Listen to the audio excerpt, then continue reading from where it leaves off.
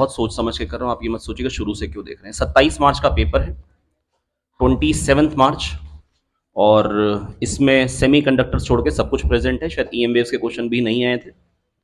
आइए, पहला क्वेश्चन कह रहे हैं एक ऑब्जेक्ट है प्लेन मिरर के सामने। सब लोग बिल्कुल सामने देखें। एक ऑब्जेक्ट है प्लेन मिरर के सामने 0.5 मीटर पे, तो इमेज कहां बनेगी? 0.5 मीटर पे इस तरफ। तो ऑब्जेक्ट इमेज के बीच का डिस्टेंस क्या हो जाएगा? 1 मीटर। अगर कोई कह देता एक ऑब्जेक्ट है, एक आदमी है जो कैमरा लेके खड़ा है हाथ में और अपनी इमेज की पिक्चर क्लिक करना चाह रहा है, अपनी ही इमेज को क्लिक करना चाह रहा है, कैमरे में उतारना चाह रहा है, तो उसको फोकस कितने डिस्टेंस के लिए करना पड़ेगा? 10 के लिए। अगर वो 5 पे, तो उसकी इमेज 5 पे मिरर से है, तो उसको 10 के लिए फोकस करना पड़ेगा, ना कि 5 के लिए। दो मिरर हैं जिनके बीच का एंगल 30 डिग्री है। पूछे है कि कितनी इमेजेस बनेंगी। अगर थीटा एंगल पे दो मिरर्स होते हैं तो इमेजेस कितनी बनती हैं? 360 बाय थीटा माइनस 1। अगर 360 बाय थीटा इवन हो तो हमेशा 360 बाय थीटा माइनस 1, और 360 बाय थीटा अगर ऑड हो और ऑब्जेक्ट सिमेट्रिकली प्लेस्ड हो तो भी 360 बाय थीटा माइनस 1। आप कह सकते हैं हमेशा 360 बाय थीटा माइनस 1, एक्सेप्ट जब 360 बाय थीटा क्या है? ऑड है और ऑब्जेक्ट ऑडली प्लेस्ड है, अनसिमेट्रिकली प्लेस्ड है। इसके बाद कह रहे हैं an object is placed in front of a convex mirror of focal length F. कह रहे हैं कितनी मैक्सिमम या मिनिमम दूरी हो ताकि इमेज रियल बने और मैग्नीफाइड बने। ऐसा हो ही नहीं सकता है कि कॉन्वेक्स मिरर के सामने ऑब्जेक्ट हो, कि कॉन्वेक्स मिरर के सामने ऑब्जेक्ट हो और इमेज रियल बन जाए। ऐसा हो सकता है क्या? बिल्कुल नहीं। आप चम्मच में अपने आप को देखें उल्टा करके, ऐसे वाली साइड से कड़छी में, आपको कभी भी इमेज इन्वर्टेड नहीं दिख सकती। छोटी दिखेगी और वर्चुअल दिखेगी चम्मच के पीछे। हालांकि वो इतना चम्मच के करीब होगी कि आपको लगेगा जैसे चम्मच पे ही बन रही, लेकिन वो होगी एक्चुअली में चम्मच से पीछे। अगर आप बहुत ध्यान से बिल्कुल साफ स्पून में देखेंगे, नए स्पून में, तो आपको दिखाई देगा। तो होता क्या है, ये कॉन्वेक्स मिरर है। मैं आपको बताने की कोशिश करूंगा, मेरी बात बहुत ध्यान सुनेंगे। ये है फोकस। अब ऑब्जेक्ट जो है मान लो यहां पे है, ये ऑब्जेक्ट है, इसका डिस्टेंस है x1, और इमेज जो बन रही है वो x2 पे बन रही है, और x1 x2 क्या होता है? F square. अच्छा, अगर x1 f से बड़ा है तो क्या x2 भी f से बड़ा हो सकता है? नहीं। तो इमेज इधर नहीं आ सकती, इमेज को तो इधर ही आना पड़ेगा, वर्चुअल ही होना पड़ेगा। x1 x2 f स्क्वायर है। अगर x1 का डिस्टेंस जो है, x1 जो है अगर f से बड़ा है तो x2 f से छोटा होगा, तभी प्रोडक्ट f स्क्वायर होगा। अगर x1 2f है तो x2 f बाई 2 होगा। क्या ये बात समझ में आ गई है? नेक्स्ट। इसके बाद कह रहे हैं कॉनकेव मिरर को हमने पानी में डाल दिया, फोकल लेंथ पे क्या फर्क पड़ेगा? बिल्कुल कोई फर्क नहीं पड़ेगा, क्योंकि पानी में लेंस पे फर्क पड़ जाता है। लेंस में रिफ्रैक्टिव इंडेक्स का डिफरेंस जो होता है वो कम हो जाता है। बेटा रिफ्रैक्टिव इंडेक्स में जितना ज्यादा होगा रिफ्रैक्टिव इंडेक्स में डिफरेंस, बेटा होता क्या है, जब रे एक मीडियम से दूसरे मीडियम में जाती है, अगर रिफ्रैक्टिव इंडेक्स सेम है तो ऐसे चली जाएगी, और अगर मान लो इसका कम है तो ऐसे जाएगी, बहुत कम है तो ऐसे जाएगी। जितना म्यू में फर्क ज्यादा हो उतना थीटा में फर्क ज्यादा था, उतना डेविएशन ज्यादा था। म्यू साइन थीटा का प्रोडक्ट कांस्टेंट है, तो म्यू जितना ज्यादा बढ़ जाएगा थीटा उतना ज्यादा कम हो जाएगा, और म्यू जितना कम हो जाएगा ज्यादा उतना थीटा बढ़ जाएगा। तो दैट इज म्यू कितना कम या ज्यादा हो रहा है उस पर डेविएशन डिपेंड करेगा, निर्भर करेगा इस पे कि म्यू कितना कम ज्यादा हो रहा है। तो बेटा यहाँ पे लेंस है, इसने करना तो है डेविएट, और डेविएट कब ज्यादा होगा? जब म्यू में डिफरेंस ज्यादा होगा। और कोई कहेगा म्यू का डिफरेंस हमने जीरो कर दिया तो डेविएट ही नहीं होगा, तो सीधी की सीधी निकल जाएगी, सीधी की सीधी निकल जाएगी। और अगर कोई कहेगा म्यू में डिफरेंस है लेकिन नेग्लिजिबल है, तो इसका मतलब कि इतना दूर जाके मिलेगी, आप कह सकते हैं इनफाइनाइट। तो बेटा मैं बस आपसे यह कहना चाह रहा हूं कि म्यू का डिफरेंस जितना ज्यादा होगा उतना डेविएशन ज्यादा होगा, उतनी फोकल लेंथ कम हो जाएगी। तो कोई कहेगा एक कम लेंस का म्यू है 1.5, मीडियम में है 1 रिफ्रैक्टिव इंडेक्स का मीडियम, फोकल लेंथ एफ आ रही है, हमने मीडियम का रिफ्रैक्टिव इंडेक्स 1.3 कर दिया, डिफरेंस कम हो गया, फोकल लेंथ बढ़ गई। तो एफ से ज्यादा जो भी आंसर होगा वही सही होगा, वही सही हो सकता है। अगर एक ही है तो टिक करें।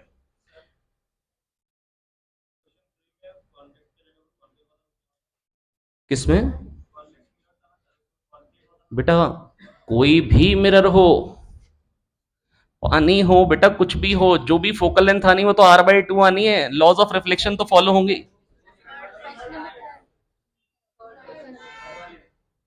अच्छा कॉनकेव होता तो बेटा रियल और मैग्नीफाइड होती है एफ से 2f के बीच में। कॉनकेव मिरर होगा तो जब ऑब्जेक्ट एफ से 2f में होता है तो इमेज 2f से इंफिनिटी में होती है और बड़ी होती है। Real, inverted and magnified. मैं बताया तो बेटा, कॉनकेव मिरर अगर होगा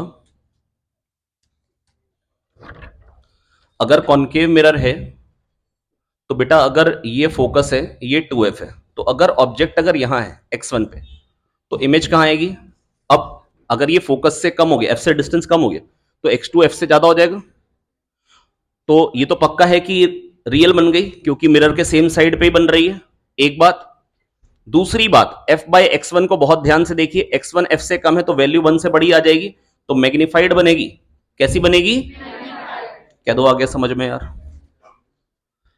तो रियल इन्वर्टेड मैग्नीफाइड जब ऑब्जेक्ट f से 2f के बीच में होगा। नेक्स्ट कह रहे हैं कि कॉनकेव मिरर है, फोकल लेंथ f है, तो बेटा पानी में डाल दी तो भी फोकल लेंथ f है। कॉन्वेक्स मिरर होगा, फोकल लेंथ f होगी, तो भी पानी में डाल दी फोकल लेंथ f होगी। इसके बाद कह रहे रिफ्रैक्शन में क्या चेंज होता है? वेलोसिटी और वेवलेंथ। क्या चेंज होता है? वेलोसिटी और वेवलेंथ। फ्रीक्वेंसी में कोई चेंज नहीं आता है, फेज में कोई चेंज नहीं आता। वेलोसिटी हो जाती है c बाय म्यू। किसी भी मीडियम में जो वेलोसिटी होती है वो क्या होती है? c by mu. क्या होती है बेटा वेलोसिटी? c by mu. और जो वेवलेंथ हो जाती है वो क्या हो जाती है? Lambda by mu. लैम्डा है अगर वैक्यूम में तो मीडियम हो जाएगी लैम्डा बाय म्यू। नेक्स्ट कह रहे the distance travelled by light and glass in a nano second. बेटा रिफ्रैक्टिव इंडेक्स दिया 1.5। c बाय म्यू से पहले आप निकाल लेंगे वेलोसिटी 2 × 10 की पावर 8, 2 × 10 की power 8 velocity, velocity into time से आप डिस्टेंस ट्रेवल्ड निकाल लेंगे। YDSC में कह रहे हैं स्मॉल डी को घटा दिया, नो सॉरी कह रहे हैं कि बताओ फ्रिंज विड्थ कैसे बढ़ी, किस चीज को घटाने से? Lambda capital D by small D होती है। क्या होती है? Lambda capital D by small D होती है। अच्छा एंगुलर फ्रिंज विड्थ क्या होती है ये बताइए Ishita. Ishita angular fringe width क्या होती है? पढ़ के क्यों नहीं है? मैं आप जैसे बच्चों के लिए दोबारा पेपर करा रहा हूं। दोबारा ये बीटा फ्रिंज विड्थ है। एंगल क्या सबटेंड करेगी फ्रिंज? ये होती है एंगुलर फ्रिंज विड्थ। ये क्या आ जाएगी? Beta by capital D. और ये क्या है? Lambda capital D by small D. तो क्या बन जाएगा? Lambda by small D. कह दो आ गया समझ में, कोई दिक्कत की बात नहीं है। तरुण चौहान समझ में आ गया? तो बेटा एंगुलर फ्रिंज विड्थ होती है लैम्डा बाय स्मॉल डी। क्या होती है बेटा angular fringe width? Lambda by small D. बेटा रिवाइज करें घर जाके ना, आप आ रहे हो रेगुलर, ये बड़ी अच्छी बात है, थोड़ा सा घर जाके पढ़ लें।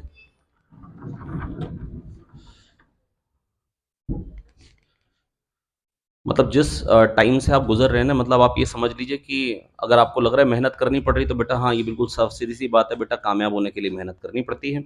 और ये एज है जिसपे आप जितनी मर्जी मेहनत कर सकते हैं।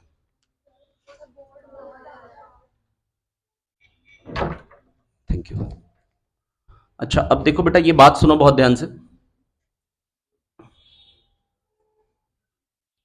यहां पर कह रखा है focal length of convex lens is 30 centimetre and size of image is quarter of the object. बेटा साइज जो है वो क्वार्टर है। मैंने आपको बताया था अगर आपके पास लेंस होगा तो बेटा ट्रांसवर्स मैग्निफिकेशन क्या होता है? f by x1। क्या होता है बेटा? f by x1। और ये होता है प्लस माइनस अपने आप लगाना होता है। कॉन्वेक्स लेंस में अगर ऑब्जेक्ट f से 2f में होगा तो इमेज इन्वर्टेड होती है, 2f से इंफिनिटी में मैग्नीफाइड होती है, नेगेटिव मैग्निफिकेशन आएगा। 2f से इंफिनिटी में होगा तो इमेज f से 2f में होगी, रियल होगी, इन्वर्टेड होगी, डिमिनिश्ड होगी, तो भी नेगेटिव लगाना होगा। अगर पोल से f के बीच में होगी तो वर्चुअल होती है तो पॉजिटिव आता है। तो बेटा पॉजिटिव कब कब आता है? जब कॉन्वेक्स में पोल से फोकस के बीच में ऑब्जेक्ट है, और कॉनकेव में हमेशा पॉजिटिव। कॉनकेव में, लेकिन कॉन्वेक्स में जो डिस्टेंस लेना होता है ना f बाय x1 में, अगर ऑब्जेक्ट इधर है तो डिस्टेंस जो लेना होता है इधर वाले फोकस से लेना होता है। फोकस दोनों तरफ है। कॉनकेव में जो डिस्टेंस लेना होता है, अगर ये ऑब्जेक्ट है तो डिस्टेंस लेना होता है इधर वाले फोकस से, f बाय x1 में। क्या ये बात याद रख लेंगे? इससे जल्दी हो जाएगा, मतलब इसमें साइन कन्वेंशन आपको नहीं यूज करना पड़ रहा है, जल्दी आंसर आ जा रहा है, इसलिए ये फायदेमंद है। अब जैसे यहां पर कहा था क्वार्टर चाहिए, 1/4 चाहिए, तो ये 4f हो गया। f बाय 4f ही तो 1/4 आएगा। तो अगर ये चीज 4f हो गई, यहां से डिस्टेंस क्या हो जाएगा? 5f। 5f कितना हो जाएगा? 30। फोकल लेंथ क्या हो जाएगा? 150। कह दो आगे। अगले में पूछा गया है कि भैया दो चीजों के रिफ्रैक्टिव इंडेक्स दिए, बताइए क्रिटिकल एंगल क्या होगा सरफेस पे? अरे भाई क्रिटिकल एंगल क्या होता है? Sine theta c mu r by mu d. Sine theta c कर लेंगे, थीटा सी हो जाएगा sine inverse mu r by mu d. Sine inverse में आंसर आएगा, सारे उसी में mu r by mu d calculate कर सकते हैं। और कमाल की बात क्या है, इसको तो कैलकुलेट करने की जरूरत ही नहीं थी बेटा। साइन थीटा जो होता है वो तो 1 से छोटा होता है, तीन ऑप्शन 1 से बड़े, सेकंड थर्ड फोर्थ तीनों 1 से बड़े, तीनों 1 से बड़े दे रखे देखो साइन इनवर्स के अंदर, तो सेकंड थर्ड फोर्थ हो ही नहीं सकते, कैलकुलेट करने की भी जरूरत नहीं है।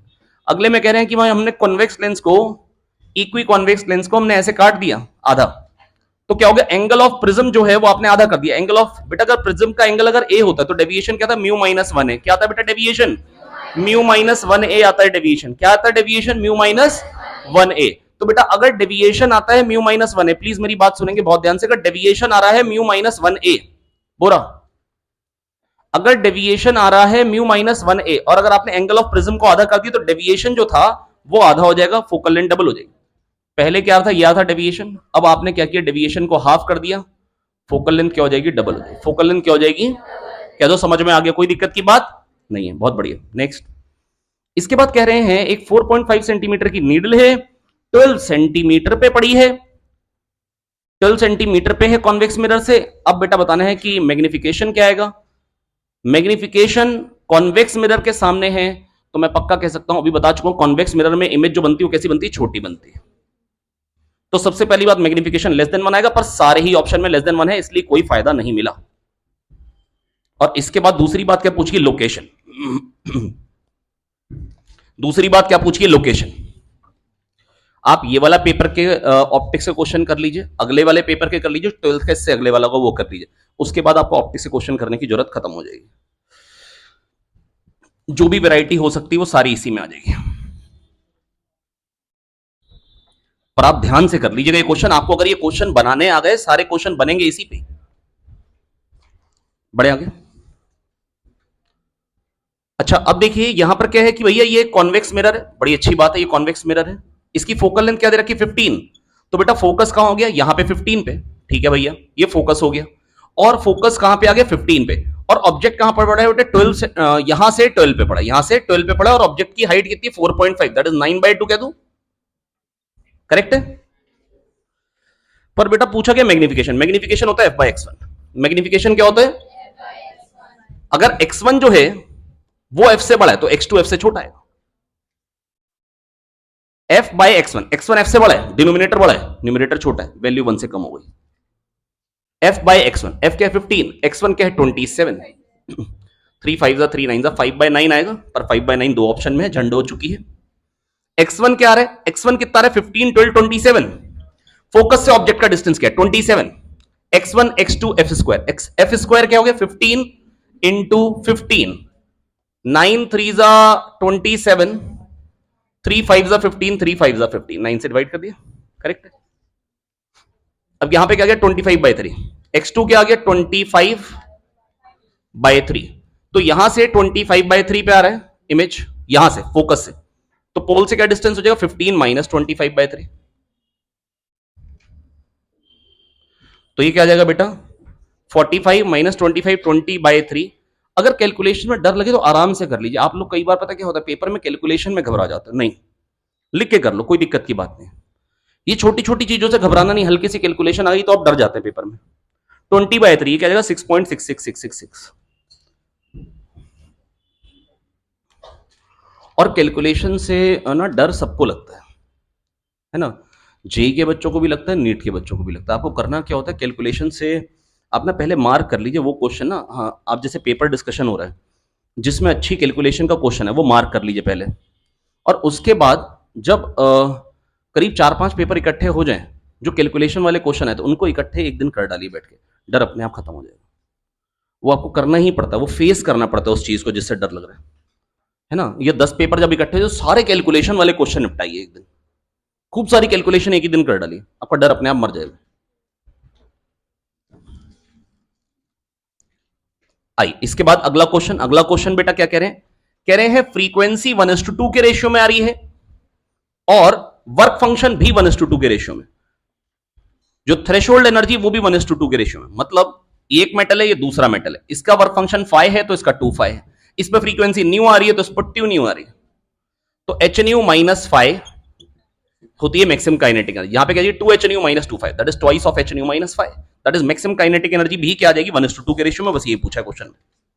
और मैक्सिमम काइनेटिक एनर्जी क्या होती है EVS, क्या होती है बेटा EVS। और जो मैक्सिमम काइनेटिक एनर्जी अगर इलेक्ट्रॉन वोल्ट में हुई तो इंटू ई करेंगे जूल के लिए और EVS के बराबर करेंगे, तो maximum kinetic energy in electron volt is stopping potential, maximum kinetic energy in electron volt is stopping potential. Next, इसके बाद कह रहे 4e से e वाले लेवल पे आए तो लेमडा 1 वेवलेंथ निकली, 7e/3 से e वाले पे आया तो लेमडा 2 निकली। 4e वाले से अगर e पे आया, 4e एनर्जी लेवल से e वाले पे आया तो कितनी एनर्जी रिलीज हुई? 3e। कितनी एनर्जी रिलीज हुई? 3e हो जाएगा hc/λ1। आ गया समझ में? और जब 7e/3 से e वाले पे आए तो एनर्जी क्या रिलीज होगी? 7e/3 माइनस 4e/3 कितनी रिलीज होगी? Is equals to hc/λ, this minus this, ये भी एनर्जी डिफरेंस है hc/λ2। अब कह रहे हैं लैम्डा का रेशियो डिवाइड कर लीजिए, लैम्डा का रेशियो आ जाएगा। अगले वाले क्वेश्चन में कह रहे हैं अगर इलेक्ट्रॉन घूम रहा है और 1 सेकंड में n चक्कर मार रहा है, सेंटर पे फील्ड बतानी है। बेटा ये क्वेश्चन अगर याद नहीं है तो आप तैयारी गलत एग्जाम की कर रहे हैं शायद, ये रटा होना चाहिए क्वेश्चन। मैंने दूसरी या तीसरी बार पूछ लिया आप लोगों से पेपर में, मैं फालतू में कोई क्वेश्चन बार बार नहीं दूंगा भाई। बहुत सेंसिबली प्लान करके देते कोई क्वेश्चन अगर दोबारा तिबारा देते, ताकि आपको आंसर याद हो जाना चाहिए। अब बेटा यहां पर क्या है, यहां पर क्या है कि जब इलेक्ट्रॉन घूम रहा है और n चक्कर मार रहा है, आपने कोई क्रॉस सेक्शन ले लिया, एक चक्कर में इलेक्ट्रॉन e चार्ज निकलेगा, दो चक्कर में 2e निकलेगा, n चक्कर मार रहा है 1 सेकंड में, तो n चक्कर में एक क्रॉस सेक्शन से ne चार्ज निकल रहा है, करंट हो जाएगा ne, और सेंटर पे फील्ड क्या होती है? μ0I/2r। बेटा ये करना तरीका गलत है, पर इससे आंसर सही आता है। अगर कभी भी चार्ज घूम रहे सेंटर पे निकालनी है तो ऐसे निकालो, बाकी कहीं निकालनी तो ऐसे नहीं निकालेंगे। बाकी हमेशा चार्ज पार्टिकल अगर चल रहा है v वेलोसिटी से, तो बेटा क्या आती है? बेटा मैग्नेटिक फील्ड का फॉर्मूला क्या था? μ0/4π qv cross r by r cube, μ0/4π qv cross r by r cube, μ0/4π। जो पिछला वाला 11th का हुआ था, आपका पिछला पेपर 11 का था ना? 29 का, 29 को हुआ था। हाँ 29 वाला पेपर है। इसके बाद कह रहे हैं कि एक करंट कैरिंग वायर है, लूप है जिसमें आई करंट घूम रहा है, और एक छोटी सी एक लूप है जिसमें स्मॉल आई करंट है n टर्न्स और उससे परपेंडिकुलर है। कह रहे बताना इस पे टॉर्क क्या लगेगा। इसका जो ये ऐसे है, बड़ी वाली लूप ऐसे है, लूप ऐसे करंट घूम रहा है तो मैग्नेटिक फील्ड किधर को आ जाएगी? ऊपर को आ जाएगी। और अगर ऐसे घूम रहा है तो मैग्नेटिक फील्ड किधर को आ जाएगी? नीचे को आ जाएगी, सेंटर पे। और लूप ऐसे है, दोनों के प्लेन परपेंडिकुलर है, तो लूप का जो एरिया वेक्टर आएगा वो कैसे आएगा? ऐसा। मैग्नेटिक फील्ड कैसी? ऐसी या ऐसी। दोनों केस में एंगल क्या हो गया? एरिया वेक्टर और मैग्नेटिक फील्ड में 90। जो टॉर्क आता है वो क्या आता है? NIAB sine theta, NIAB sine theta. NIA को बोलते हैं मैग्नेटिक मोमेंट, NIA को बोलते हैं मैग्नेटिक मोमेंट, NIA को बोलते हैं मैग्नेटिक मोमेंट। और जो टॉर्क आ रहा है NIAB sine theta, potential energy कैसे लिखते हैं? Minus m dot B. कैसे लिखते हैं? m क्या है? NIA, m क्या है? NIA। क्या ये बात समझ में आ गई? तो NIAB साइन थीटा, NIAB। पता नहीं आप लोग कह रहे हो कि मतलब मेरे को काफी सारे बच्चे आप में से रिस्पांस तो यही दे रहे हो कि आप 12th के पेपर में ज्यादा कंफर्टेबल हैं। तो ये वैसे तो मेरा परसेप्शन अलग था, मेरे को बार बार ये लगता है कि 12th आपका कमजोर है। हालांकि आपको करना क्या है बेटा, चार पांच पेपर दोनों के ना फुल सिलेबस इकट्ठे हो जाएंगे। जो कमजोर लग रहा है उसके ज्यादा बार पेपर कर डालो, कुछ नहीं करना। 11th के लग रहा है 5-6 बार पेपर कर डालो, ज्यादातर चीजें वही रिपीट हो जाएंगी, आपके सारे कॉन्सेप्ट तैयार हो पर करिए मतलब। और मैं अपने वीडियो सॉल्यूशन डाल दे रहा हूं, मैं बहुत सारी चीजें आसपास की बताता ही हूं, आप वो भी देख लीजिए। चलिए आइए देखिए,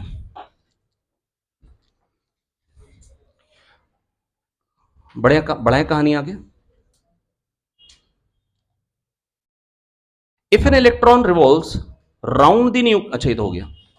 इसके बाद अगर बेटा करंट कैरिंग वायर से अगर कोई पूछेगा मैग्नेटिक फील्ड, देखो अब देखो ये दोनों में ऐसे, तो बेटा देखो इसके जस्ट पास में जो फील्ड आएगी वो खाली इसके कारण मानी जाएगी, क्योंकि इसके कारण कुछ फाइनाइट आएगी, μ0I/2πr। अगर r टेंड्स टू 0 की तो वैल्यू इनफाइनाइट। तो इनफाइनाइट में कुछ थोड़ा बहुत अगर इसका कंट्रीब्यूशन आएगा तो क्या फर्क पड़ रहा है भाई? नहीं आया समझ में? पक्का समझ में आ गया ना यार?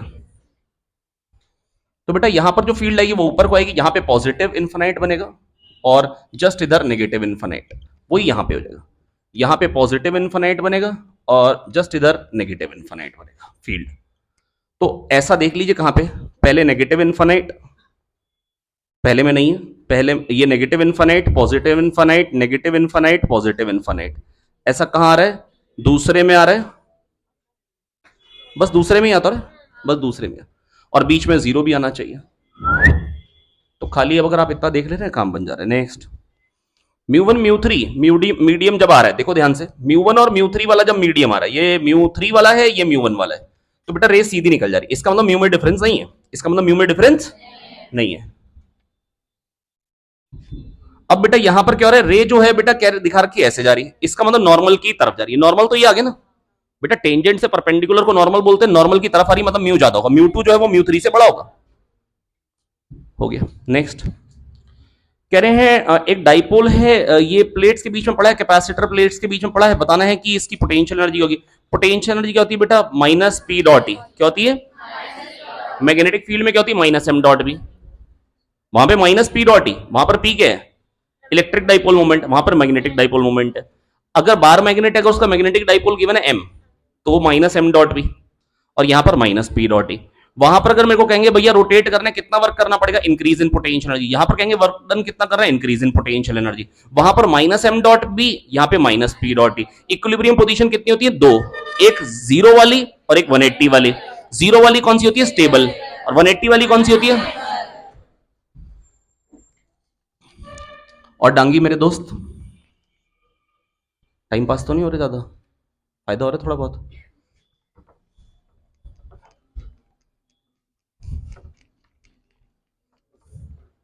तो डांगी भाई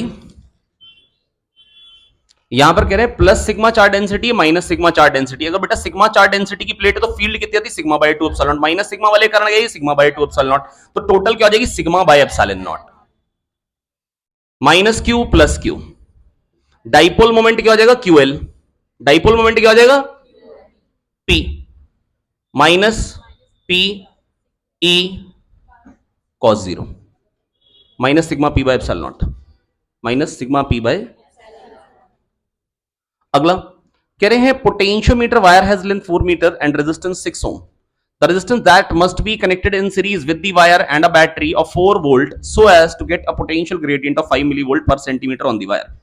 5 millivolt पर सेंटीमीटर का ग्रेडियंट आ रहा है।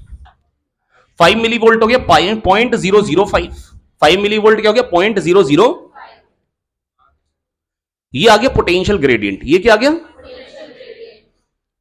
इतना पोटेंशियल ड्रॉप आ रहा है पर यूनिट लेंथ, और कितने मीटर की वायर है, 4 मीटर की वायर है, तो इंटू 400, ये क्या बन जाएगा 2 वोल्ट। 2 वोल्ट का पोटेंशियल डिफरेंस आ रहा है पोटेंशियोमीटर वायर में, और कह रहे हैं बैटरी है 4 वोल्ट की। तो ऐसा करने के लिए कह रहे बताओ कितना रेजिस्टेंस लगाएं, 2 वोल्ट इसके क्रॉस ड्रॉप है, 2 वोल्ट इसके क्रॉस है। अगर आप चाहते दोनों में बराबर ड्रॉप है तो रेजिस्टेंस दोनों बराबर होने चाहिए, आई आर पोटेंशियल ड्रॉप, क्योंकि सीरीज में है तो आई तो सेम होगा। भैया इसमें जो पोटेंशियल ग्रेडियंट है वो 0.005 वोल्ट पर सेंटीमीटर है, 1 सेंटीमीटर में ये ड्रॉप है तो 400 सेंटीमीटर में ड्रॉप क्या होगा, इंटू 400। यहां से आपने निकाल ली 2 वोल्ट, जो इसमें ड्रॉप है वो इसमें ड्रॉप है, दोनों में ड्रॉप बराबर आ जाए। ऐसा कब हो सकता है, जब रेजिस्टेंस बराबर हो। क्या बात समझ में आ गई।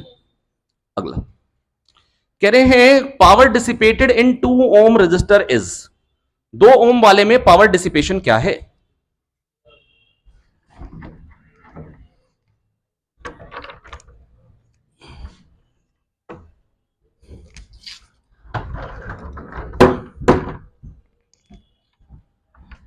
हाँ 2 ओम वाले में पावर डिसिपेशन क्या होगा, कह रहे 6 ओम वाले में पूरा सर्किट बना हुआ है आगे तक, इस वाले में करंट दे रखा है, 6 ओम वाले में करंट दे रखा है कितना है 2 एंपियर, तो इसमें करंट क्या हो जाएगा 3 ओम वाले में I1 R1 equal to I2 R2, R half हो गया तो I डबल हो गया, R हाफ हो गया तो I डबल हो गया, IR का प्रोडक्ट सेम होना चाहिए, पैरेलल में पोटेंशियल ड्रॉप क्या होता है बराबर होता है।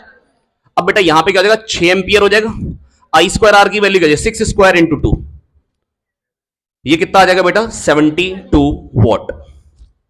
नेक्स्ट इसके बाद बेटा अगले क्वेश्चन में क्या रखा है C1 और C2 पे C1 और C4 पे चार्ज का रेशियो। बेटा C1 इधर आ रहा है, ये 20 वोल्ट की बैटरी है,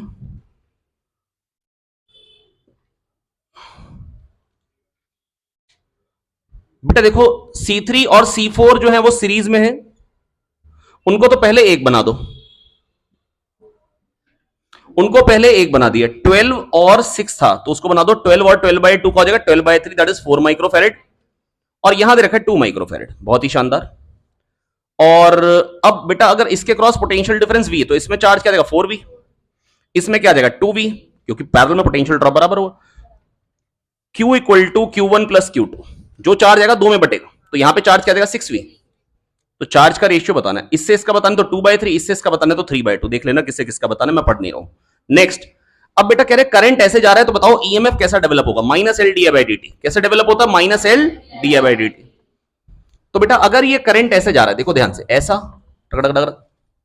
फिर जीरो, फिर ऐसा। बेटा ये बहुत इंपॉर्टेंट क्वेश्चन है, 24th वाला, बहुत ज्यादा इंपॉर्टेंट क्वेश्चन है। ईएमएफ का ग्राफ बनाना है। डी बाई डी टी क्या है, पॉजिटिव और कांस्टेंट, तो minus D by D T क्या हो जाएगा, नेगेटिव और कांस्टेंट। फिर जीरो का differentiation zero, minus L D by D T का ग्राफ बनाना, ऐसा बनता चला जाएगा। ऐसा किस ऑप्शन में दे रखा है, सेकेंड। नेक्स्ट, अब एल सी, एलसी में जो पोटेंशियल ड्रॉप है वो दोनों में बराबर है, तो बेटा V1 plus V2 plus V3 जो होता है वो VAC होता है। एल में जो पोटेंशियल ड्रॉप आएगा, सी में जो पोटेंशियल ड्रॉप आएगा, आर में जो पोटेंशियल ड्रॉप आएगा, उनका सम करोगे तो एसी सोर्स के अक्रॉस भी वही पोटेंशियल ड्रॉप आएगा। जिन लोगों ने ये दोनों दिन की क्लास अटेंड करी होगी ना, आप अपने नंबर में इंक्रीज देख पाएंगे। क्यों? क्योंकि मैं 12th का पेपर पिछला वाला डिस्कस कर रहा हूं। आप अगले 12th से पेपर से पहले ना अगर ये दोनों पेपर को बहुत निचोड़ के पी के आ जाओगे ना, आपके 30 अगले 12th के पेपर में नंबर ना बढ़े, ये संभव नहीं। बड़ा सिंपल गेम है बेटा।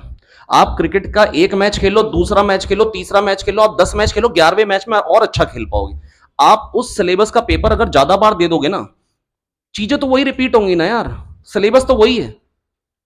अगर वेव ऑप्टिक्स का क्वेश्चन आएगा या तो इंटरफेरेंस का देगा, डिफ्रैक्शन का देगा, दोनों मैंने कल रिवाइज कराए थे। अब इस पेपर में क्या इंटरफेरेंस का क्वेश्चन हटा दूंगा मैं? नहीं, वेव ऑप्टिक्स का क्वेश्चन होगा। किस चीज पे आएगा, या तो इंटरफेरेंस पे, या डिफ्रैक्शन पे, या पोलराइजेशन पे।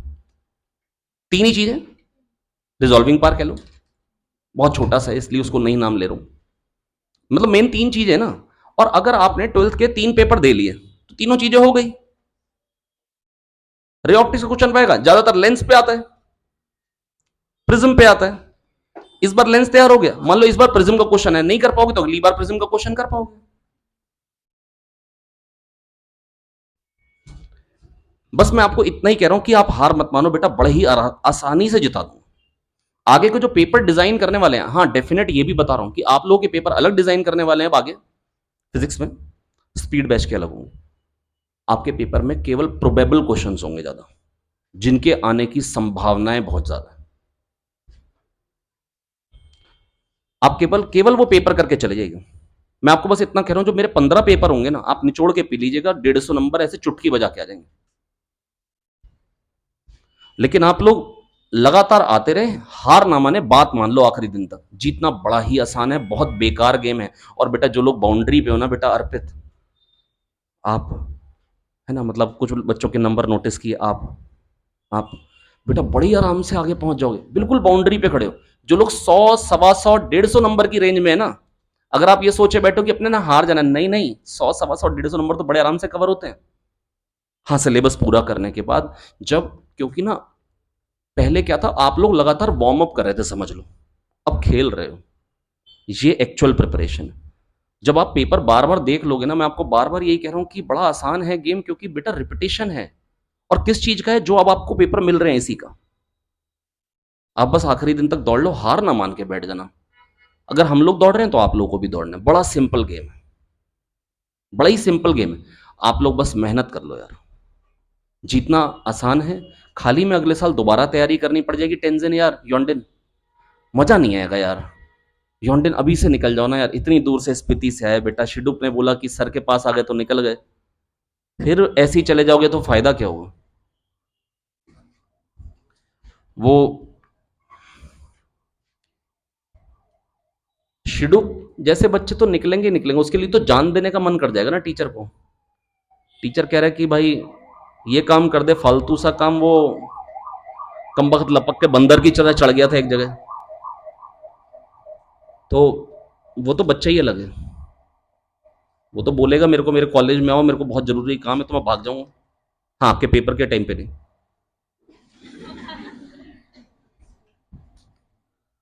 हाँ, इंटर्न मैं भी जानता हूं कि मैंने उसको पेपर में भी बुला ली तो वो पेपर छोड़ के भी आ जाएगा।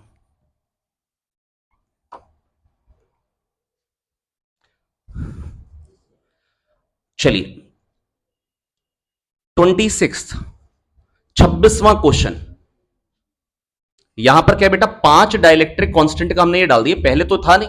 तो पहले बेटा ये वाला कैपेसिटर और ये वाला कैपेसिटर पैरेलल में थे। क्यों बेटा, क्यों पैरेलल में थे? क्योंकि क्या हो गया, कुछ छूट गया?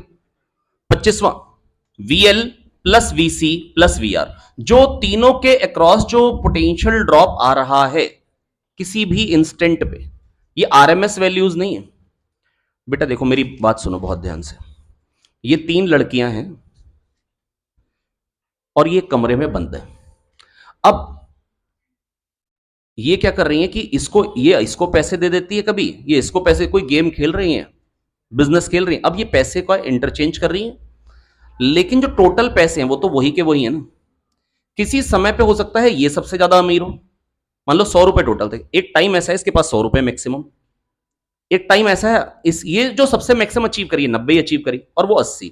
अब आप उन मैक्सिमम का सम करोगे और कहोगे टोटल रुपए से ज्यादा गए, तो ये तो बेवकूफी है ना। एल, सी और आर में जो मैक्सिमम वैल्यू आती है वोल्टेज की, वो अलग अलग समय पे आती है। तो अगर आप मैक्सिमम वोल्टेज का सम करो और एसी की मैक्सिमम वोल्टेज से कह दो ज्यादा आ रही है, ये बराबर नहीं हो पा रहा, तो वो तो होगा ही नहीं। मैं कह रहा हूं किसी इंस्टेंट पे, एक पर्टिकुलर टाइम पे 12 बज रहे थे जब, तो इसके पास 20 रुपए थे, इसके पास 30 थे, इसके 50 थे, टोटल तब 100 होंगे। मैक्सिमम मैक्सिमम मैक्सिमम नहीं लेंगे। तो मैं ये कह रहा हूं कि VL प्लस VC 0 है हर इंस्टेंट पे, तो VR VSC के बराबर हो गया। मैं ये नहीं कह रहा हूं कि आरएमएस वैल्यूज को जोड़ दो, मैक्सिमम वैल्यूज को जोड़ के देखो, मैक्सिमम वैल्यू तो बराबर हो ही नहीं सकती भाई, मैक्सिमम तो इसका ज्यादा आ जाएगा।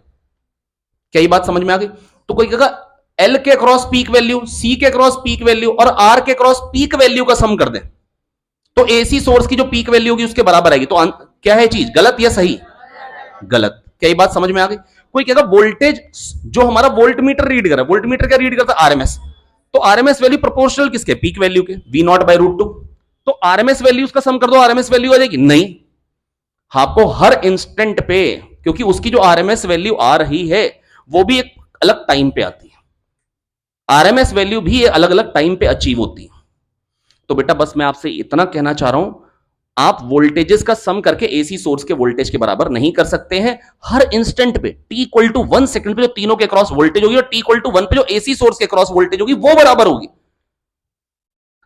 12 बजे इसके पास 20 थे, 30 थे, 50 थे, 1 बजे इसके पास 0 हो गए, इसके पास 50, इसके पास 50। हाँ, हर समय पे जो सम है वो 100 है, लेकिन उसके अलग समय के पैसे ले लो, इसके अलग समय के पैसे ले लो, इसके अलग समय के पैसे ले लो और टोटल पैसे के बराबर कर रहे हो, तो गलत बात है। क्या ये बात समझ में आ गई? पीक वैल्यू सबकी अलग अलग टाइम पे आती है, आरएमएस वैल्यू सबकी अलग अलग टाइम पे आती है। याद है ना, कोई लीड करता है कोई लैग करता है, तो वैल्यूज अलग अलग टाइम पे अलग अलग है, तो आपको एक टाइम की वैल्यू लेनी। तो ऐसा नहीं कि आरएमएस वैल्यू का सम VL VC VR, तो VL plus VC plus VR equal to VSC, true है? यस। लेकिन इंडक्टर के क्रॉस आरएमएस वैल्यू, रजिस्टर के क्रॉस आरएमएस वैल्यू, कैपेसिटर के क्रॉस आरएमएस वैल्यू का सम करोगे तो क्या एसी सोर्स की आरएमएस वैल्यू के बराबर आएगी? तो आंसर क्या होगा? नो, गलत। क्या दो आ गया? अब ये क्वेश्चन हो सकता है अगले पेपर में आ जाए, आज के पेपर में तो नहीं है, ये पहले आया है, मतलब ये किसी ना किसी पेपर में आ जाएगा। तो आपका अब क्या होगा कि आपका काम बन जाएगा। नहीं, जो मैंने कॉन्सेप्ट बोला वो भी नहीं है, किसी ना किसी पेपर में आएगा। क्यों? क्योंकि नीट में 2 बार आया, तो मैं दूंगा किसी ना किसी पेपर में। हाँ, लैंग्वेज चेंज करके दूंगा। तो बेटा बस मैं आपको इतना ही कहना चाह रहा हूं कि ना ये जो पेपर्स है ना, ये इनका डिस्कशन आप ढंग से कर लेंगे, काम बन जाएगा। घबराए बगैर दौड़े बस, और ये सोच के दौड़े बेटा लाइन तो मैंने क्रॉस करनी है, और अगर नहीं करी डरे नहीं, फिर दौड़ लेंगे यार। लाइफ बहुत लंबी है, 1 साल छोटा है, कोई दिक्कत की बात नहीं, पॉजिटिव सोच लेंगे। हाँ, लेकिन अगर 1 साल बच सकता है तो अपना टाइम बचाएं, है ना, सबसे इंपॉर्टेंट टाइम है। पैसे भी फालतू वेस्ट हो रहे हैं, टाइम भी फालतू वेस्ट हो रहा है, ज्यादा इंपॉर्टेंस टाइम की। वो आप जब मेरे बराबर होंगे तो समझ में आएगा कि वो टाइम की इंपॉर्टेंस है क्यों। आप कभी कभी ऐसे मौके होते हैं जहां पे अगर आप लाइफ में अगर पहुंच जाते काश 1 साल पहले, तो आपको समझ में आएगा ये बहुत बढ़िया हो जाता। और जब आप 1 साल लेट होते हैं तो आपको समझ में आएगा कि हाँ मेरा नुकसान हो। हालांकि मैं तो ये तब भी कहूंगा भगवान को हाथ जोड़ के तब भी थैंक यू बोलो, हाथ पैर हैं, लेकिन बहुत सारी अपॉर्चुनिटीज मिस करनी पड़ती हैं वो जब आप लेट होते हैं 1 साल से। तो वो अपॉर्चुनिटीज मिस ना हो पाए, आप टाइम पे ग्रैब कर लें, टाइम पे आप सेटल हो जाएं। कभी कभी ना लाइफ में बहुत बड़े मौके आते हैं, बस आपको ग्रैब करने होते हैं, नहीं करते तो बहुत बड़ा नुकसान होता है। चलिए, तो बेटा यहां पर क्या है कि पहले ना ये अच्छा, ये तो मैंने समझा दी कि यहां पर रजिस्टर के क्रॉस जो वोल्टेज आएगी वही एसी सोर्स के क्रॉस, एसी सोर्स के क्रॉस क्या है 220, तो रजिस्टर के क्रॉस क्या हो जाएगी 220। अब 220 कितने ऑप्शन में, दो। अब करंट क्या आएगा, वोल्टेज बाय रेजिस्टेंस, या आप कह लो V बाय Z, और Z क्या हो जाएगा R, क्योंकि क्या है, क्योंकि क्या है, रेजोनेंस है, और रेजोनेंस पे इंपेडेंस की वैल्यू क्या होती है R। प्योरली इंडक्टिव सर्किट में इंपेडेंस की वैल्यू क्या होती है XL ओमेगा L, और प्योरली कैपेसिटिव सर्किट में क्या होती है XC 1 बाय ओमेगा C, और वैसे LCR में क्या होती है under root R square plus XL minus XC का होल स्क्वायर। सब याद है आप लोग। अब बेटा देखो, अगर ये मैं कह रहा हूं ये दो कैपेसिटर हो गए ना, इसका पोटेंशियल अगर मान लो 10 वोल्ट है तो इसका भी 10 वोल्ट है, इसका अगर 5 वोल्ट है इस पॉइंट पे तो इसका भी 5 वोल्ट, क्योंकि कंडक्टर पूरा का पूरा सेम पोटेंशियल पे होता है इलेक्ट्रोस्टैटिक कंडीशन में। अब पोटेंशियल ड्रॉप इसके क्रॉस सेम है, पोटेंशियल ड्रॉप कब सेम होता है, पैरेलल में। लो, अब इसको अगर ये आधे वाले का C हो गया, इसका C, अब इसमें डाल दिया 5 डाइलेक्ट्रिक कांस्टेंट वाला 5C हो गया, टोटल कितना हो गया 6C। पहले क्या था 2C, 3 टाइम्स हो गया, 300% हो गया, बढ़ कितना गया 200% से बढ़ गया, बढ़ कितने से गया 200% से बढ़ गया। अगला कह रहे हैं प्लस क्यू चार्ज के अराउंड माइनस क्यू चार्ज घूम रहा है, प्लस क्यू चार्ज के अराउंड माइनस क्यू चार्ज घूम रहा है। आपसे पूछा गया है बताइए कि इलिप्टिकल ऑर्बिट में क्या चीज कांस्टेंट रहेगी, इलिप्टिकल ऑर्बिट में एंगुलर मोमेंटम, क्योंकि क्यों एंगुलर मोमेंटम कंजर्व क्यों रहेगा बेटा, क्योंकि टॉर्क जीरो होगा, हमेशा फोर्स जो आएगा वो प्लस क्यू की तरफ आएगा, सेंट्रल फोर्स है। कैसा फोर्स है, सेंट्रल फोर्स उसको बोलते हैं जो एक सेंटर की तरफ हो या उससे अवे हो, ठीक है, और उसका मैग्नीट्यूड या कांस्टेंट होगा या डिस्टेंस पे डिपेंडेंट होगा, ऐसे फोर्सेस को बोला जाता है सेंट्रल फोर्स। हमेशा फोर्स इसकी तरफ आएगा तो टॉर्क क्या हो जाएगा जीरो, एंगुलर मोमेंटम कंजर्व। तो एंगुलर मोमेंटम कांस्टेंट होगा, सही बात है। लीनियर मोमेंटम कांस्टेंट होगा, नहीं नहीं भाई, फोर्स लग रहा है तो मोमेंटम कैसे कांस्टेंट, डायरेक्शन बदल रहा है, डायरेक्शन बदल रहा है तो मोमेंटम कांस्टेंट नहीं। एंगुलर वेलोसिटी, नहीं भाई नहीं, दूर होगा तो वेलोसिटी कम होगी, वेलोसिटी कम होगी, वेलोसिटी कम होगी तो v बाय आर से ओमेगा कम हो गया। ओमेगा क्या होता है v by R, v perpendicular by R actually में, और यहां आएगा तो पास में आ गया तो धाड़ से प्लस माइनस वाली चीजें पास में आ रही, अट्रैक्शन, वेलोसिटी बढ़ गई, आर भी कम हो गया तो ओमेगा बढ़ गया। तो ओमेगा कांस्टेंट नहीं है, एंगुलर मोमेंटम कांस्टेंट है, लीनियर स्पीड कांस्टेंट नहीं है, क्योंकि पास आएगा तो स्पीड बढ़ जाएगी। अगला क्वेश्चन कह रहे हैं magnet is placed parallel to a uniform magnetic field, it is found if it is rotated by 60 degree the work done is 0.8 joule, how much work is done in moving it 30 degree further. कह रहे हैं जब पहले parallel था magnetic field के, 60 degree से घुमाया तो वर्क करना पड़ा हमने कितना 0.8। अब कह रहे 30 डिग्री और घुमाने में क्या वर्क होगा। पहले पोटेंशियल एनर्जी क्या थी, पहले पोटेंशियल एनर्जी क्या थी, माइनस एमबी, क्या थी बेटा माइनस एमबी, वो कहां गई, आपने मेरे से मांगा था ना सॉल्यूशन इसका व्हाट्सएप पे, अब तो आ गया माइनस एमबी। उस दिन ना यार बहुत डांटा था मैंने क्लास में, इसलिए मैंने वीडियो डाली नहीं यार। तो इनिशियल पोटेंशियल एनर्जी आ गई minus MB, final potential energy क्या आ जाएगी माइनस एमबी कॉस 60, कॉस 60 क्या हो जाएगा हाफ, कॉस 60 क्या हो जाएगा हाफ, क्या तो आ गया समझ में, कोई दिक्कत की बात नहीं। तो ये इनिशियल पोटेंशियल एनर्जी हो गई, ये फाइनल हो गई, 60 डिग्री से घूम के तो माइनस एमबी कॉस 60। तो इंक्रीज इन पोटेंशियल एनर्जी जो वर्क डन आ रहा है वो क्या रहा है यूएफ माइनस यूआई, क्या रहा है UF minus UI, UF minus UI क्या हो जाएगा, दिस माइनस दिस क्या हो जाएगा MB minus MB by two, MB by two, कर लोगे ना यार ये तो। अब कह रहे 30 डिग्री से और घुमाओ, अब ये इनिशियल कंडीशन हो जाएगी, अब 30 डिग्री से और घूम गए तो 90 पे पहुंच गए। अब फाइनल क्या हो जाएगी इस प्रोसेस में, भैया 60 पे था 30 पे आ गया, 60 पे था 30 और घूम गए 90 पे आ गया, माइनस एमबी कॉस 90 जीरो, तो दिस माइनस दिस फिर से वही एमबी बाई टू, तो वही वर्क डन आ जाएगा 0.8 जूल। लेकिन अर्ग्स में आंसर दे रखा है 0.8 इंटू 10 की पावर 7, जल्दीबाजी में 0.8 को देखते ही टिक ना कर लें वहां अर्ग्स में। जब R1 R2 रेजिस्टेंस होते हैं सीरीज में होते हैं, अल्फा 1 अल्फा 2 होते हैं थर्मल कोफिशिएंट ऑफ रेजिस्टेंस, तो सीरीज में अल्फा इक्विवेलेंट क्या था R1 alpha 1 plus R2 alpha 2 upon R1 plus R2, और पैरेलल में क्या था, alpha 1 by R one plus alpha 2 by are two upon 1 by R one plus 1 by are two, alpha 1 by R one plus alpha 2 by are two upon 1 by R one plus 1 by are two. सबुल का है, सबुल। कभी आप आते हो कभी वो आती है, एक एक करके ही आते हो। चलिए यही देखिए, net resistance between X and Y.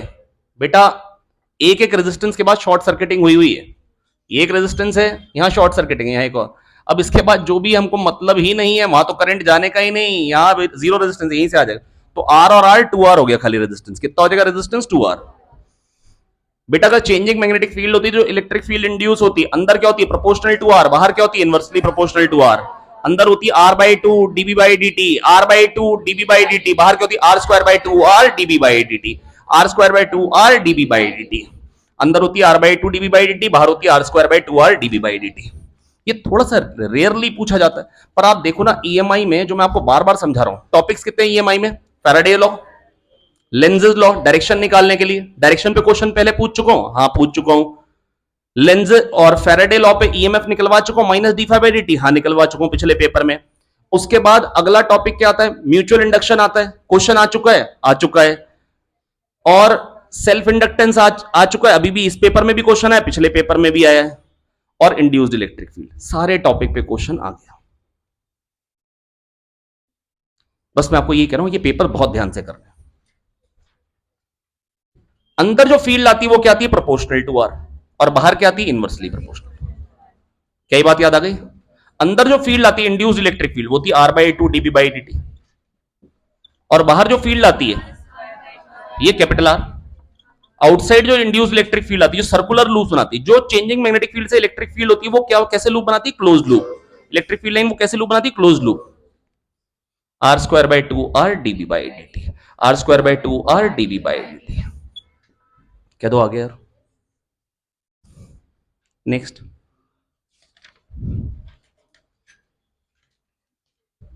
यार एक बात बताओ, जैसे टेस्ट के बाद जो हम पेपर डिस्कशन कर रहे हैं वो फ्रूटफुल है या मतलब अगले दिन ही करें?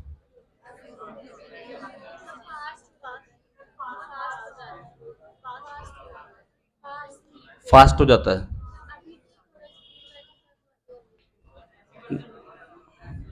अलग अलग डिस्कस करें, फिर सेम डे नहीं हो सकता। आप लोग भी एक्चुअली बोले थे सेम डे करा दो, वो लोग भी बोलते सेम डे करा दो। थोड़ा सा फायदा ये हो जाता है कि अगर दोनों का हो जाता है, तो जैसे आपको आज मैं दोबारा करा रहा हूं तो आपको ज्यादा अच्छा समझ में आ जा रहा है। अब मतलब आप लोग ऐसा करने, क्लास के एंड में वोटिंग कर लेते हैं कि क्या करना है, तो जैसे मैं मतलब, क्योंकि डिसीजन लेना ऐसा,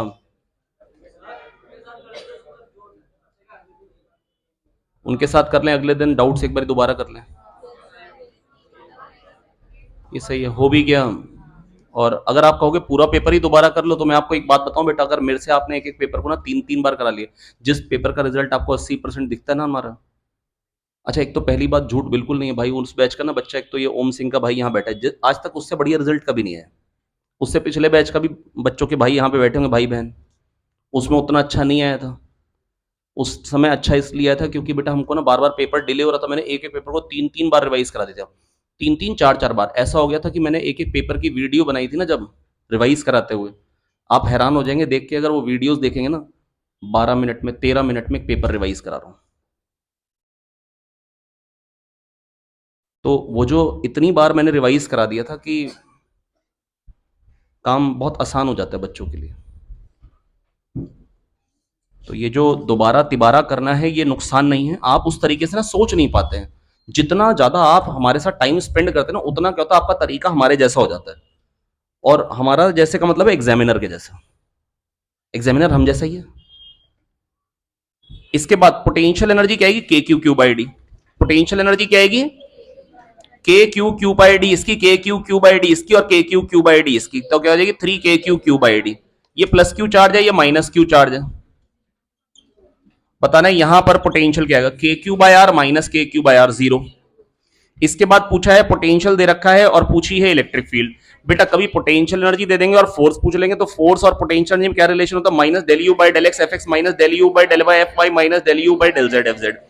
minus del U by del X F X minus del U by del Y F Y minus del U by del Z F Z minus del U by del X F X minus del U by del Y F Y minus del U by del Z.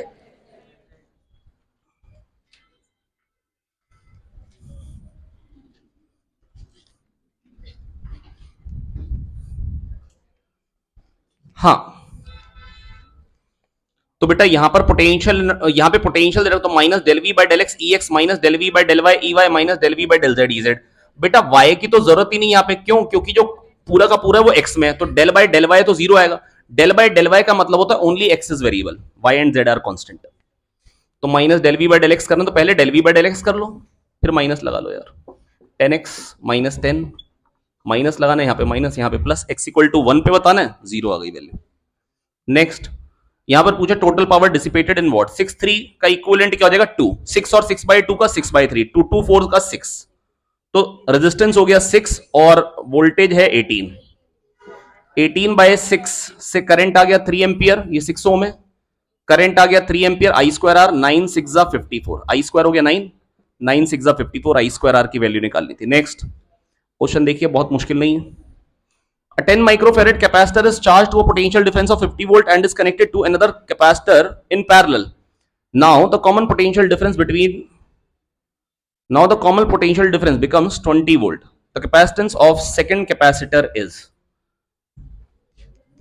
पहले बेटा देखो, मेरी बात सुन लो ध्यान से। पहले हमने 10 microfarad को चार्ज किया 50 वोल्ट से, ठीक है। इस पे चार्ज क्या हो जाएगा 500, कितना चार्ज हो गया? ये कितने माइक्रोफेरेड का? 10 माइक्रोफेरेड का। अब इसके साथ जोड़ क्या दिया हमने? एक और, उसका कैपेसिटेंस मान लो C है। फाइनली क्या होगा? दोनों पे पोटेंशियल क्या हो जाएगा? पोटेंशियल डिफरेंस क्या हो जाएगा? बराबर हो जाएगा। पोटेंशियल डिफरेंस बराबर हो जाएगा, मान लो V पोटेंशियल डिफरेंस हो जाएगा। तो इस पे चार्ज क्या? 10V, इस पे 10V और इस पे CV, तो 10 प्लस C इंटू V, ये हो जाएगा टोटल चार्ज, और टोटल चार्ज था क्या 500, और V हमको दे रखा फाइनली कितना हो गया पोटेंशियल ड्रॉप दोनों पे, वो 20 आ गया। ये 20 है तो यहां पे इसको नीचे लेगा 20 को, 25 माइनस 10 क्या आ जाएगा? C क्या आ जाएगा? 15। नहीं आया समझ में? बेटा C1V एक पे चार्ज था, C1V बता रहा हूं, C1V एक पे चार्ज, C2 वाले को जोड़ दिया, ये अनचार्ज है, ये क्या है? इनिशियली अनचार्ज। अभी C1V जो चार्ज था, बाद में मान लो जो पोटेंशियल ड्रॉप आ जाएगा दोनों पे, ये वाला V आ जाएगा, C1V प्लस C2V। तो C1 plus C2 into V के बराबर करना था। C1 पता है, V पता है, V पता है, C2 निकालना था। डीसी एमीटर को लगा दोगे एसी रीड करने के लिए, तो क्या रीड करेगा? 0। अगला आईआरएमएस का क्वेश्चन है। अगला किसका क्वेश्चन है? आईआरएमएस का।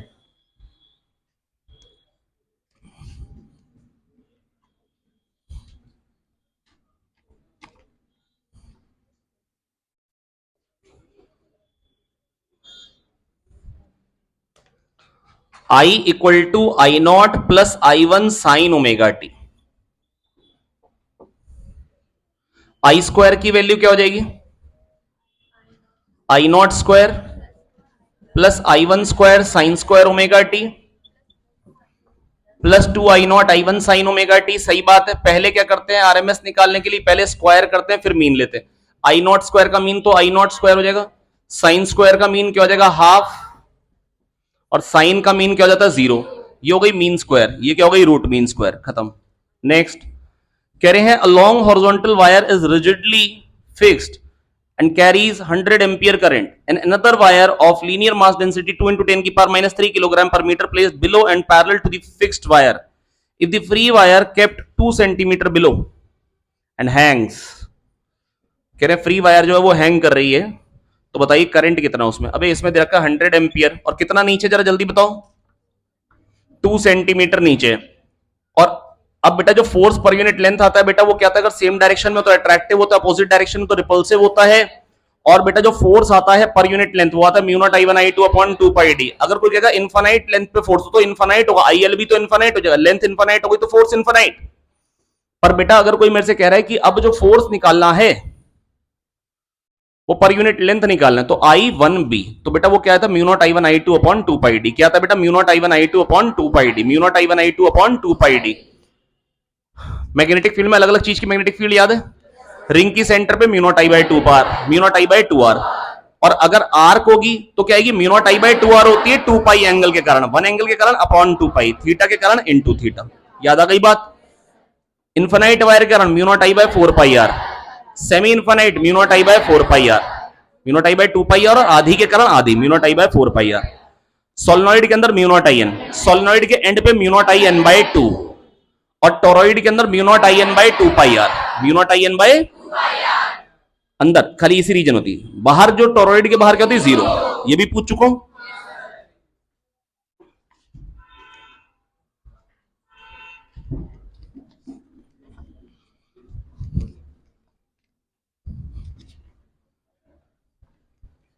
नहीं है बेटा, बेटा mu naught I N by 2 pi और आई आर होती है सोलेनॉइड के अंदर, mu naught I N by 2 pi R, खाली वो उस जलेबी के अंदर, खाली वो जो इमरती है उस इमरती इमरती के अंदर, जो उसके आउटसाइड रीजन में वो क्या आती है, जीरो।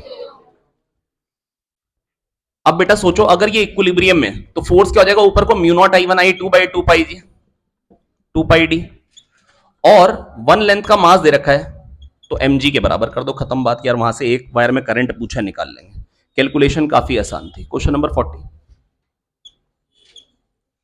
तीन है, इन दोनों को कनेक्ट कर दिए, इसके और इसके अबाउट इक्विवेलेंट कैपेसिटेंस बताओ। 1 2 3, देखो 2 का 1 के साथ भी कैपेसिटर है, 2 का 3 के साथ भी कैपेसिटर। ये प्रैक्टिकल ऐसे बनाए जाते हैं पैरेलल में कैपेसिटर। ऐसा नहीं होता कि चार प्लेट लगा रहे हैं, दो कैपेसिटर के लिए केवल तीन ही प्लेट लगती हैं, चार चार प्लेट होंगी तो तीन कैपेसिटर बन जाते हैं। ऐसा नहीं कि तीन कैपेसिटर के लिए 6 प्लेट लगा रहे हैं। जब 100 कैपेसिटर चाहिए होते तो केवल 101 प्लेट्स होती हैं। इसका मतलब ये नहीं होता कि हम 100 कैपेसिटर के लिए 100 मतलब 200 प्लेट लगा रहे हैं ना। ये इसका एक सरफेस इसके साथ कैपेसिटर बन जाता है, दूसरी साइड इसके साथ।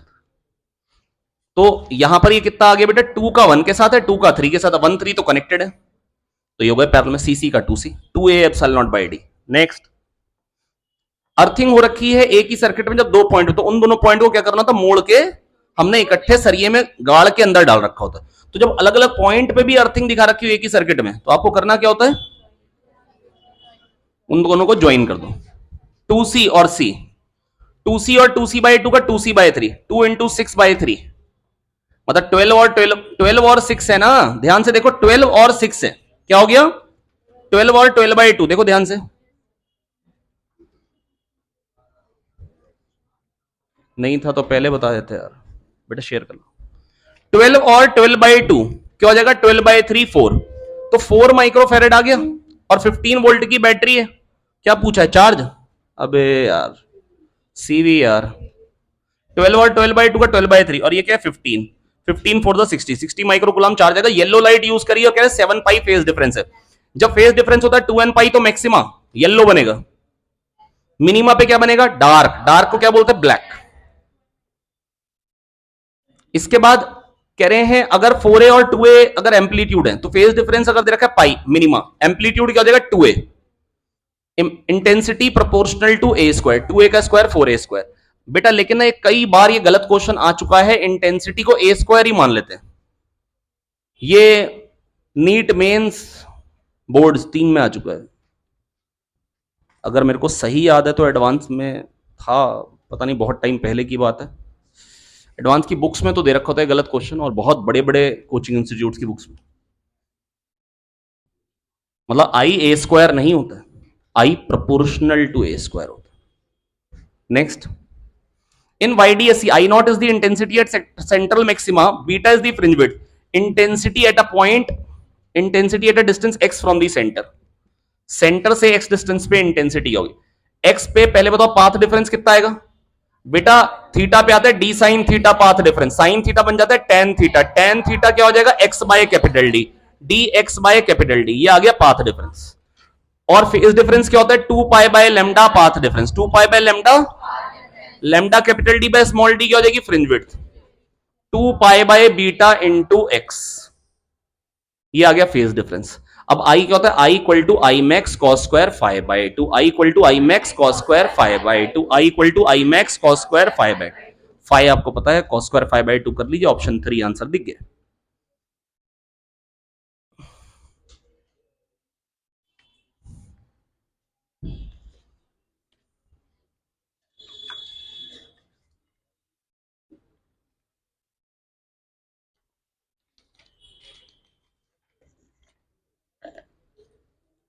डोलमा, बाउंड्री से कितना पीछे चल रहे हो?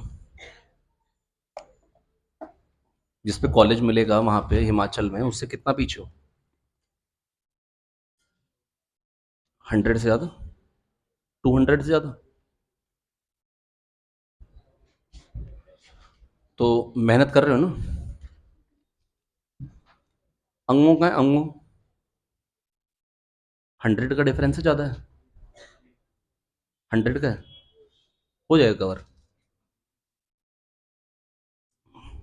पक्का हो जाएगा, है ना? लेकिन जब पढ़ रहे हो तो थोड़ा सा स्पीड से पढ़ो। आप घंटे तो ज्यादा स्पेंड कर रहे हो पढ़ने में, तो बस थोड़ा सा स्पीड से पढ़ो। जब पढ़ रहे हो तो हर आधे घंटे बाद देख लो बस कितना पढ़ लिया। आइए आगे। Two polaroids are placed having their transmission axis at an angle 45 degree. If unpolarised light, बेटा एक ना, एक ऐसे है पोलराइजर जिसमें पास एक्सिस ऐसे, दूसरे में 45 डिग्री एंगल पे, तो अनपोलराइज लाइट आएगी तो आई नॉट अगर इंटेंसिटी तो आई नॉट बाई 2 जाएगी। क्यों? क्योंकि ऐसे और ऐसे वाली तो कट जाएगी। एक्चुअली खाली ऐसे और ऐसे नहीं है, हर डायरेक्शन में है। तो उसको अगर नेट में रिजोल्व कर लोगे ऐसे ऐसे, तो आधी एनर्जी गायब, आधी निकल गई, आई नॉट बाई 2। अब आई नॉट बाई 2 आई, अब 40 I naught by 2 cos square 45, तो I naught by 2 that is I naught by 4। तो क्या इंटेंसिटी पास करेगी? I naught by 4। तो बेटा अगर कोई ऐसे कहेगा ये पास एक्सेस है और दूसरे वाले की पास एक्सेस अगर मान लो 45 डिग्री पे, तो अगर ऐसे लाइट आ रही है तो यहाँ पे ये वाली आ जाएगी आई नॉट से आई नॉट बाई 2 इंटेंसिटी आ जाएगी। और ये अगर 45 डिग्री में, तो यहाँ पे क्या इंटेंसिटी आ जाएगी? I naught by 2 cos square 45, cos square 45 क्या जाएगा? 1/2 I naught by 4। Next, critical angle, critical angle दे रखा है sine inverse 3/5, sine theta c होता है 1/μ। तो ये अगर क्रिटिकल एंगल है साइन इनवर्स 3/5, चलिए ऐसे लिख देता हूं, थीटा सी, तो साइन थीटा सी क्या हो जाएगा? 1/μ, जिसकी वैल्यू साइन थीटा सी क्या बन जा रही? 3/5। तो म्यू क्या आ जाएगा? 5/3। म्यू क्या आ जाएगा? 5/3। पोलराइजिंग एंगल क्या हो जाएगा? tan ip equal to mu, tan ip equal to mu. बहुत ही इंपॉर्टेंट क्वेश्चन।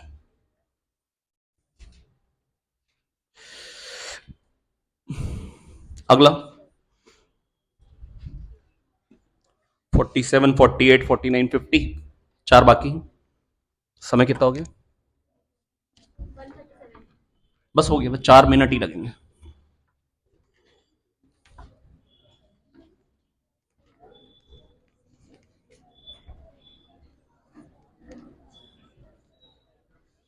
बेटा R1 एक्टिविटी, R1 क्या है? एक्टिविटी। R1 क्या हो जाएगा? Lambda n1। R2 क्या हो जाएगा? Lambda n2।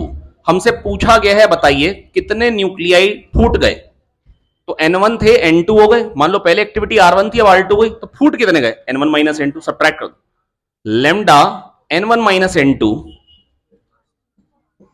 Is equals to R1 minus R2। अच्छा मेरे से ये नहीं पूछा, सॉरी, कितने फूट गए, मेरे से पूछा है फूट गए जितने, वो किस चीज के प्रोपोर्शनल। तो N1 माइनस N2 की पहले वैल्यू निकाल लो यार, खत्म। वो क्या आ जाएगी? R1 minus R2 by lambda. और इसको अब ln2 से डिवाइड कर दो, ln2 से मल्टीप्लाई, 0.693 बाय लेमडा, ये क्या होता है? T half. तो इन दोनों को काट दो और लिख दो टी हाफ। तो R1 माइनस R2 टी के proportional, R1 minus R2 T के प्रोपोर्शनल। कौन सा ऑप्शन हो जाएगा? इसमें टी ऊपर आना चाहिए था, R1 माइनस R2 टी आएगा। और अगर इसमें मेरे को बेस्ट आंसर टिक करना हो तो फिर मैं किसको करता? R1 माइनस R2 तो आना चाहिए और टी ऊपर आना चाहिए। अब टी नहीं दे रखा है तो प्रोपोर्शनल, अगर इनमें से किसके, तो R1 minus R2, fourth option. अगर इसमें मेरे को टिक करना होता तो R1 माइनस R2 के प्रोपोर्शनल बोलता। नहीं है। अगला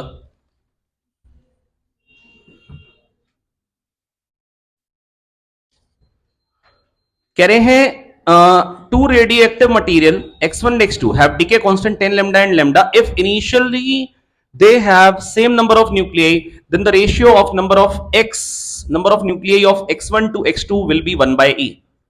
x1 और x2 के number of nuclei 1 by e कब हो जाएंगे? इनिशियली n नॉट है, तो t टाइम बाद n नॉट e की पावर माइनस 10 लेमडा टी हो जाएंगे। बेटा n equal to n naught e की पावर माइनस 10 लेमडा टी। और दूसरे वाले क्या हो जाएंगे? n नॉट e की पावर माइनस लेमडा टी, उसका डीके कांस्टेंट लेमडा है, तो यहां क्या आ जाएगा? e की पावर माइनस 9 लेमडा टी। और ये कह रहे रेशियो 1 बाई e कब हो जाएगा, मतलब e की पावर माइनस 1 कब हो जाएगा? 9 लेमडा टी इक्वल टू 1। तो t क्या आ जाएगा? 1 बाय 9 लेमडा।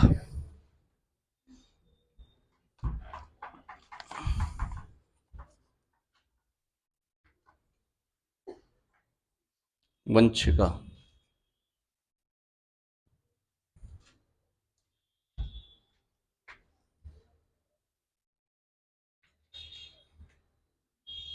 लड़के तो बहुत सारे गायब हो गए ना। कश्यप कहाँ है? कश्यप तो रोज आ रहा है, कश्यप तो गुड बॉय है। नहीं, रोज आ रहा है। हाँ चलिए, ये देखिए, आज तो श्रेष्ठ भी आया है। श्रेष्ठ आज तो आना ही था, कल तो बहुत गाली खाई भाई। श्रेष्ठ ने कल इतने बुरी वाली गाली खाई है।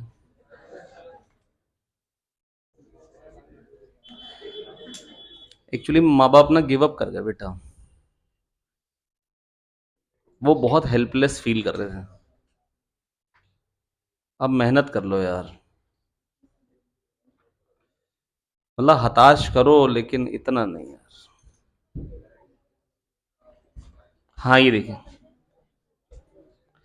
कह रहे रेजिस्टेंस है 300 ओम का, कह रहे इंडक्टेंस है 1/पाई, फ्रीक्वेंसी दे रखी है 200, तो 2 पाई एफ, 2 पाई इंटू 200 इंटू 1/पाई, ये पाई कटेगा, ये क्या आ गया 400। तो आई इंटू 300, आई इंटू 300, और ये क्या जाएगा आई इंटू 400, आई इंटू 400, और ये आ गया, याद आ गया, I R I XL, I naught R, I naught XL, I naught XC. फिर क्या होता था, I naught R, I naught XL minus XC, और ये क्या हो जाता था, net voltage V naught I naught Z. और ये था phase difference between current and voltage, cos phi क्या जाता था, ये आई नॉट आर था, कॉस फाई आता था R by Z, cos phi क्या आता था आर बाय जेड।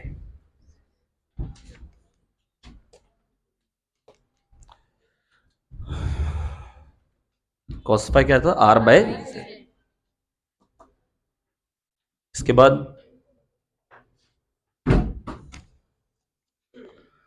बाद बेटा तो cos phi R by Z. अब यहां तो बेटा आई नॉट आर, आर क्या दे रखा है बेटा 400, और आई नॉट एक्सएल कितना दे रखा है, आई नॉट, सॉरी ये रेजिस्टेंस 300 है, और ये आई नॉट 400, और ये नेट वोल्टेज, और वोल्टेज और करंट में फेज डिफरेंस कितना आ जाएगा, 10 फाई कितना आ जाएगा 4/3, 10 इनवर्स 4/3। कह रहे चार्ज को शिफ्ट किया लो पोटेंशियल रीजन से हाई पोटेंशियल रीजन में, दैट इज पॉजिटिव चार्ज के पास शिफ्ट कर रहे हैं, तो पोटेंशियल एनर्जी बढ़ेगी या घटेगी पता नहीं। पोटेंशियल एनर्जी होती है क्यूवी, अगर क्यू पॉजिटिव हो तो क्यूवी बढ़ जाएगा, और क्यू नेगेटिव होगा तो क्यूवी घट जाएगा। नहीं है समझ में? ये आप कह सकते हैं पॉजिटिव चार्ज के पास गया ना राहिल, बेटा जागो ना, पॉजिटिव चार्ज के पास पॉजिटिव जाएगा तो एनर्जी बढ़ जाएगी, और पॉजिटिव के पास नेगेटिव गया तो चिपक के वहीं बैठ जाएगा, एनर्जी घट जाएगी। कह दो आगे। Thank you.